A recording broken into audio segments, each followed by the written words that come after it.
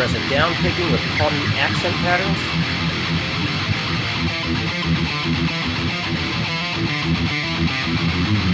Fast alternate picking.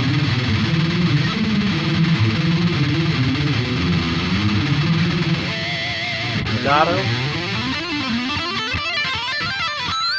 Bends.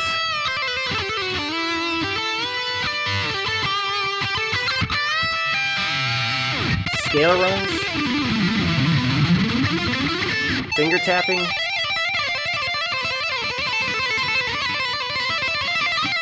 Sweep picking. Because you're here watching this video, I bet there's a real good chance you searched for metal guitar lessons or rock guitar lessons. Well, that's exactly what I teach. Guitar lessons specializing in metal and rock. My name is John, and I started teaching because music is my biggest passion. And I want to help others learn how to play the music that moves us.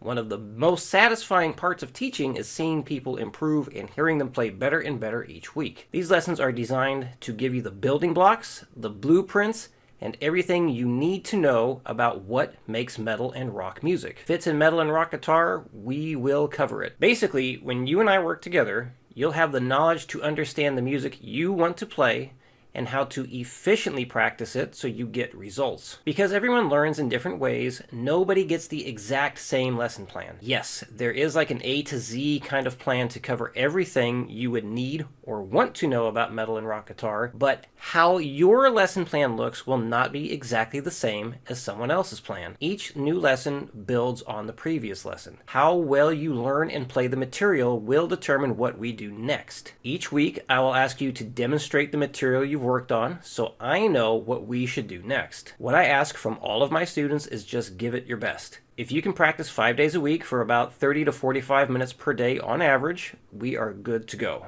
My goal with you is to always keep you just slightly out of your comfort zone. If you're getting the material down like instantly when I give it to you, then I will start to increase the difficulty little by little until we find something that gives you an appropriate challenge. If the material I give you proves to be way too difficult and you just can't get it, that's okay. There are so many different ways to break things down to make them easier, and that's exactly what I will do to help. I'll take the difficult stuff and break it down into easier, more manageable pieces so you can keep making progress. As your guitar teacher, I am here to give step-by-step guidance to keep you moving forward and improving each and every lesson. And when it comes to things like building and pushing your speed and endurance, I approach things like a coach. I'm always trying to push your limits more and more so you can keep reaching higher speeds and surpassing your current boundaries. I'll be sure to let you know when things are performed correctly so there's no doubt if you're on the right track. And of course, I will let you know when things are not played well so you can make the proper corrections necessary to keep making progress. Now, let's get into more detail about what's in these lessons. I'll be going over what the material is and how things progress throughout the lessons. Here's a basic summary of what we can cover in your lessons. Lots of rhythms covering tons of stuff with eighth notes, 16th notes, and triplets. More basic and advanced stuff can be covered depending on what you personally need or want. That being said, most of what we play involves various eighth note, 16th note, and triplet patterns. This goes for rhythm playing, riffing, leads, and solos. This is because most of the music that we listen to uses those subdivisions. It uses that kind of rhythm. So in order to be able to play and understand everything that we want, we really need to understand things like eighth notes, 16th notes, and triplets. Your current level of skill and knowledge will determine what we start with. Now, there are a few ways we can approach going over all this stuff. Some people prefer just diving into everything straight away because they have a basic idea of the different rhythmic patterns already. If that's you, what we can do is this. Start with the eighth note strumming patterns and begin with basic things that are fairly easy to understand but still provide something to work on that's an appropriate challenge for you. We gradually increase the difficulty from easy to intermediate to pretty difficult to holy crap, why would anyone want to play this?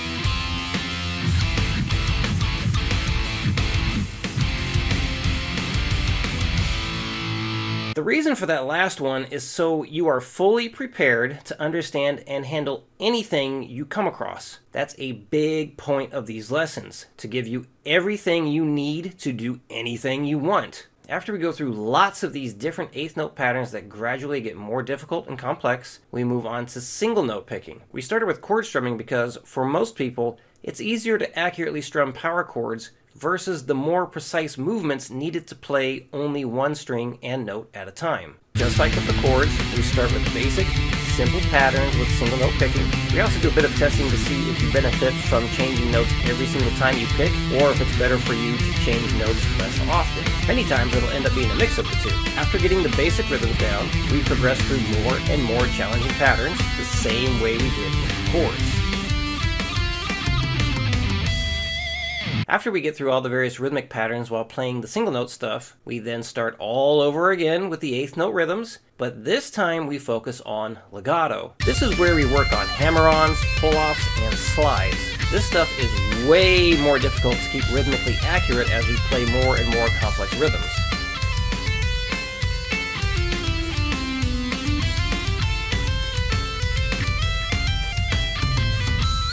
Once legato is completed, we go back to chords, but this time we work with 16th notes. We start with really basic stuff and eventually get more and more difficult.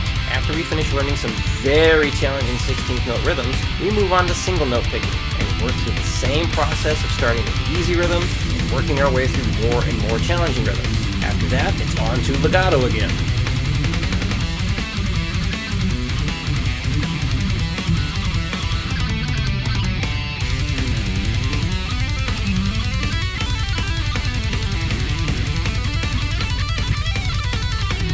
One thing I do with a lot of students is, after we get through quite a bit of the 16th note chord strumming, is begin working on palm mute accent patterns. A strong palm mute game is essential for playing metal. And as always, we start with the easy stuff and progressively push things to get harder and harder.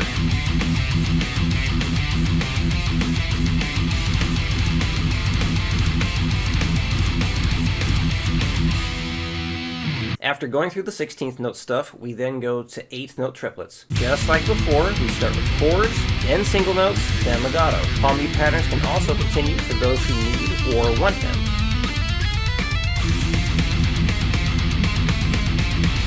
That's the bulk of what happens with most students. Depending on what you know and what you wish to work on, we can absolutely work on bends,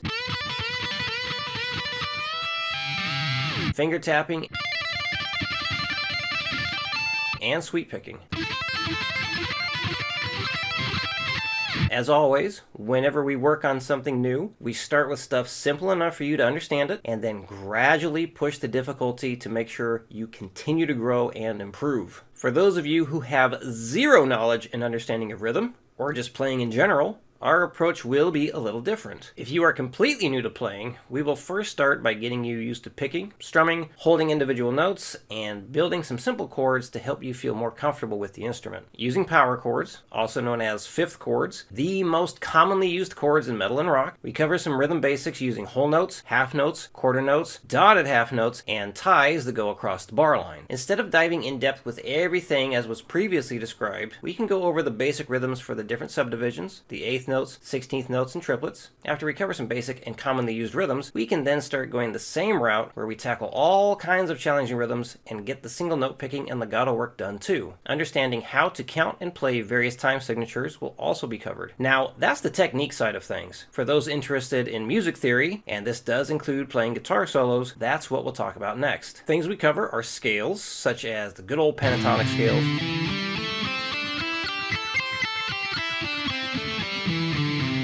then turn them into condensed scale shapes by adding two notes and forming the diatonic scales,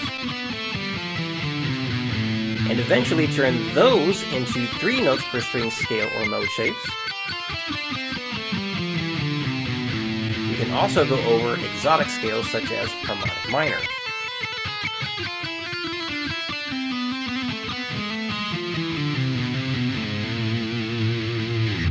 We will go over how to use the scales and modes to play your own solos and be able to go all over the entire fretboard. Along with learning these scales, we cover a lot of chord theory. Chords and scales, or modes, absolutely go together. We will go over different chords such as fifth chords, also known as power chords, triad chords such as major, minor, diminished, and augmented, suspended chords like sus2, sus4, weird ones like suspended flat second and suspended sharp 4, seventh chords like major 7, minor major 7, dominant 7, half diminished 7, fully diminished 7, 7 suspended chords, sixth chords, add 9 chords, 6 add 9s, 9s, add 11s, full 11s, 13s, lots and lots of chords. You will learn what all these chords are, how to form them, break them down, how to use them for arpeggios and riff writing, use them in finger tapping, and of course, sweep picking. Learning scales, modes, and all these chords will open up not just the fretboard for you, but also your ears to all kinds of sounds you may have never come across, because we will definitely go over some stuff that is rarely ever used. Learning scales and chord theory also makes learning your favorite songs much easier, because you'll have the blueprints of how the music is made. It's pretty amazing when you start seeing and recognizing patterns all over the place and realize how much of what we listen to is just following familiar patterns over and over again. Speaking of learning your favorite songs, when it comes to learning songs, I approach things a bit different than a lot of other teachers. Basically, I just don't teach them anymore. I used to, but I learned the hard way through experience that just teaching songs is a very inefficient way of teaching. What pretty much always happens with like everybody is some of the song you want to learn ends up being very well suited for how you are as a player. Some stuff super easy, and then plenty of things in the song end up being way too difficult. When the difficult happens, we have to break things down to the basics anyway in order to make progress. Instead of teaching songs, I teach you what happens in all those songs you want. You will have the building blocks, the blueprints, the knowledge and understanding to tackle whatever you want. Basically, instead of teaching you 1,000 things so you can play 1,000 things, I want to teach you 100 things so you can play 100,000 things. You are absolutely welcome and encouraged to work on whatever song you want. If you come across something that just totally has you stumped and you can't figure out how to practice it, that's where I come in when songs are concerned. If a part of some song you want to learn is using something you and I have not covered yet, it's definitely a good idea to ask me what's going on. That being said, we will absolutely end up covering it at some point. Before lessons begin, if you are going to do Skype lessons, we have a meet and greet session. This session is free, and we do this so I can see and hear how you currently play. Doing this gets me a pretty good idea of what material we should work on to get your lesson started. If you're going to do the video correspondence lessons, there's a skill and knowledge evaluation sheet of different things to play that I will ask you to record and send in. Depending on what you know and how well you play